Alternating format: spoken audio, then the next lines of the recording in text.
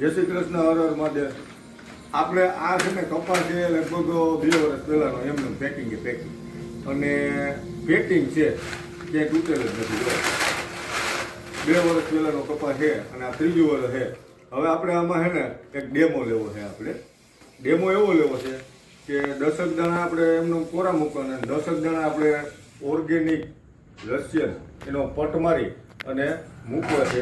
તો આપણે ખબર પડે કે રશિયનના પાછા આમાં ઉગાવો કેટલો, પડતરમાં કેટલો ઉગાવો આવે કે આમાં કેટલો ઉગાવો આવે. આપણે જો આ કટિંગ કરી નજર અમુક અને આપણે આમને 20 દાણા આપણે કોઈ પણ રીતના લઈ લેવાના છે, બરાબર. આ 2 એટલે 10 દાણા આપણે મૂકવાના છે અને આ 10 દાણા હવે આપણે આમાંથી મૂકી દઈ, બરાબર. આમાંથી 2 કીમાં મૂકી દઈ. આમાં નાના મોટા અને બધા ભેગા છે. હવે આપણે આ 10 દાણાનો આપણે લીધો. હવે આની અંદરમાં એવું આપણે કરવાનું છે કે આ 10 દાણા કેટલા દી ઉગે, કેવા ઉગે છે, કઈ રીતના ઉગે છે, એ બધું આપણે આમાં ચેક કરવું. અને આ આપણે રશિયનનો પટ મારશું.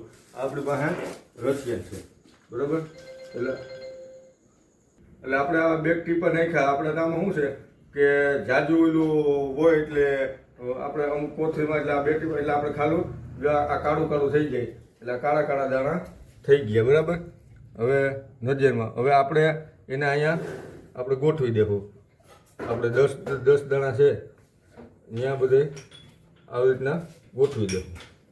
એટલે અલગ અલગ પડ્યા હોય તો આપણે ઉગાવવામાં ને કેમ ખબર પડે.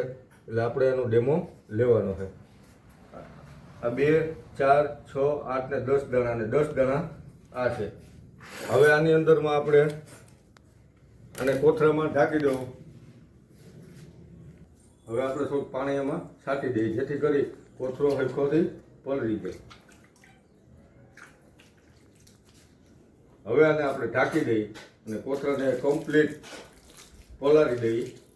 હવે આના જે આપણે ઉગાવવાના દિવસો હોય તે માની લો કે 3-4 દિવસ પછી આને આપણે ખોલીને જોવું, બરાબર, કે કેવું કાનું રિઝલ્ટ આવ્યું છે, કેવી રીતનું રિઝલ્ટ આવ્યું છે, ઓલા 10 દાણાનું કેવું આવ્યું, આપણે જે પડ્યું હતું એનું કેવું આવ્યું, એ બધું કરી અને પછી આપણે એનું કરશું. જય શ્રી કૃષ્ણ, હર હર મહાદેવ.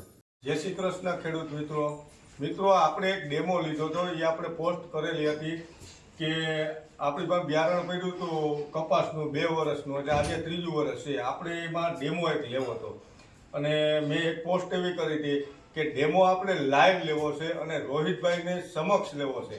એટલે રોહિતભાઈને આજ બોલાવી લીધા, કીધું આજ તમે ડેમો લેવા માટે આવી જાઓ. હવે તમારી નજર સમજ આ ડેમો આપણે જે લીધો છે 10 કપાસિયા મૂક્યા હતા એ હવે આ નજર સમય આપણે એને ખોલી છે. જો મિત્રો, હવે આ તમારી નજર સામે આ દાણા બધા આપણે જે 2 વર્ષનો ઓલરેડી કપાસ પડ્યો હતો અને આ 3જું વર્ષ છે એટલે આ ફૂટી ગયો છે મતલબમાં. હવે 3જું વર્ષ છે. હવે આપણે ડેમો આપણે રશિયન ઓર્ગેનિકનો લીધો હતો. આ 10 દાણાની અંદરમાં આપણે રશિયન ઓર્ગેનિકનો પટ માર્યો હતો. આ 10 દાણા એમને હતા. આપણે ઘણી વખત એવું થાય છે કે પટ મારતા હોય તો ઘણા એમ કે ભાઈ પટ શું મારવો હોય, ઓલા ભાઈને તો એમને ઉગી જાય છે. માનું છું કે હું એવું કહું છું કે ઉગી જ જાય છે. આજે પટ મારેલા ઉગે છે, નટ પટ મારેલા ઉગે, પણ પટ મારેલા ઉગે અને નથી પટ મારેલા ઉગતા એનો ડેમો મારે છે આજ મિત્રો તમને બતાવું છે. જો આટલા દાણા પટ માર્યા વગરના છે અને 2-3 વર્ષ પહેલાંનું બિયારણ છે એટલે કદાચ ઉગાવવામાં થોડોક ઓછો હોય તો 1, 2, 3, 4, 5 દાણા એવા ઉગ્યા છે, બરાબર. બાકી આ 5 દાણા એમને પડતર છે. હવે આપણે આ રશિયન ઓર્ગેનિકનો પટ માર્યો હતો. હવે આની અંદરમાં 1, 2, 3, 4, 5, 6, 7, 8, 9 અને આ 10 આ 2 ભેગા છે એટલે આ 10 દાણા છે. ઓવરયો આ 10 દાણા છે, બરાબર. આ 1, 2, 3, 4, 5, 6, 7, 8, 9 ને 10. હવે એમાં જો આ રશિયન માયરીનો ફેર શું છે તમને કહું. તાકાત એની જોવો, જ્યાં બધા એવડા ફૂટી ગયા. આ એક નાનો એવો ફીટો, આ બે નથી ઉગ્યા. એટલે આપણે કહી શકીએ કે 80% ઉગાવો 2-3 વર્ષ પડતર બિયારણની અંદરમાં રશિયન પટ મારો તો 80% ઉગાવો આવે. અને એની તાકાત જુઓ તમે, આ પટ મારેલ વગરના છે, આ ઉગી જાય. આપણે ઘણાના ખેતરમાં જોતા હોય કે ભાઈ ઓલે પટ નથી માર્યું, ઉગી જાય. પણ આજ મેં એવો ડેમો લીધો છે કે ઉગી જાય. બધા કહે ને કે હું ફેર, પણ આ ફેર છે. જો આ એનો ઉગાવાની તાકાત જુઓ. સીધો આજ ત્રીજો, આજે 2.5 દિવસ થયા છે આના.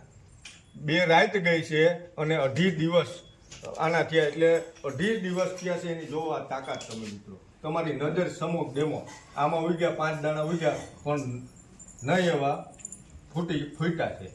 કહેવાનો કિરીટભાઈ એક જ મિનિટ, કહેવાનો મતલબ ઈ છે કે પટ તો આપણે માર્યો છે, એક જ દિવસે આપણે વાવેતર કર્યું આમ બરોબર, પણ ઉગી ગયા પછી પટ આપ્યા પછી એક તો ઉગાવો સારો આવ્યો, ફૂલ ઉગાવો બરોબર. આની અંદર ઉગાવો નથી આવ્યો નહીં.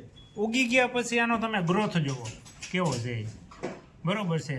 આખો એકદમ છે ને અલગ જ છે. હું તો આમ તો છે ને બધાય ખેડૂત મિત્રોને ખાસ એમ કહું, હું તો આમ તો લગભગ બધાય બેરની અંદરમાં ફોટ મારી મારા અવારનવાર વિડીયો મૂકતો જ હોઉં છું, બરાબર. પણ ઘણાને એમ થાય છે, મને સાંભળે, મને એમ થાય કે પોટ ન મારી હું વાંધો, પણ પોટ ન મારી એનો વાંધો આજ મેં ડેમો લીધો એટલે મને ખબર પડી પોટ મારેલો દાણો જે ઉગે એની તાકાત એવી ને એવી રહે. નાનેથી એને પોષણ મળી ગયું એટલે આ થોડો તાકાતવાળો છેલ્લે સુધી રહે. પોટ માર્યા વગરનો થાય ખરો, પણ આ જો પોટ માર્યા વગરનો એ મોટો જ છે. પણ આ મોટા છે એના સામે તમે આનો જો એટલો ફેર છે આ પોટ મારવામાં. એટલે અવારનવાર હું કહેતો જ હોય કે તમે રશિયન પ્રોડક્ટનો પોટ મારશો એટલે તમને 100% રિઝલ્ટ મળશે, બરોબર. અને આપણી પાસે આ તમે ડેમો લીધો છે, બરોબર, પણ એ પહેલાંના આપણે ડેમો લીધેલા જ છે. અને આપણી પાસે જે હશે એ લોઢામાં લીટો જ હોય. મેં તો ડેમો એના માટે લીધો હતો કે આ 2-3 વર્ષ પહેલાની મારી પાસે પડતર પડી, એટલે એમાં ઓર્ગેનિકનો પોટ મારતા ઉગે છે કેટલીક તાકાતથી, અને ઓલા પડતર દાણા ઉગે છે કેટલીક તાકાતથી, એ જોવા માટે જ મેં આ ડેમો લીધો હતો. અને આજે હું એ ડેમોમાં સક્સેસફુલ થયો છું. એટલે કોઈ પણ મિત્રો ખેડૂતને હું તો એમ જ કહું છું, પોટ મારીને વાવતા જાઓ. અડધામાં પોટ મારીને વાવો, અડધા પોટ માર્યા વગરના વાવો. તમારી નજર સામે તમે રિઝલ્ટ આનું જોઈ શકો. આની પહેલાં મેં ગ્રુપની અંદર પોસ્ટ કરેલી હતી, તમે રશિયન પ્રોડક્ટનો પોટ મારો છો, એક બાજુ તમે જે કાંઈ કંપનીનો મારો એ મારો, તમને રિઝલ્ટ ના મળે તો પૈસા પાછા આપવાની ગેરંટી આપણે જે કાંઈ હશે એ ગેરંટીવાળું જ હશે આપણી પાસે. અને આ તો આપણે તો લાઈવ આટાણ જોયું જ છે. એવો જ કેસ આપણી પાસે એક હજી રિઝલ્ટ લીધેલું હતું, સરદારગઢના આપણે જે છે પ્રતિકભાઈ તાંબડિયા, એની હમણાં પોટ નાખેલી હતી મગફળીની અંદર ઉગાવવામાં. 6ઠા દિવસે કમ્પ્લીટ ઉગી ગયો હતો, અને ઉગી ગયા પછી ગ્રીનરીને ગ્રોથ સારામાં સારો જોવા મળે. એટલે રશિયન પ્રોડક્ટથી ફાયદો એ થાય, ઉગી તો જશે, ઉગી ગયા પછી હજી મહિનો દિવસનો કપાસ કે મગફળી છે ત્યારે તમને ફેર જોવા મળશે. ઉગાવવાથી કોઈ મતલબ એવો નથી, બરોબર છે. શું લાગે છે?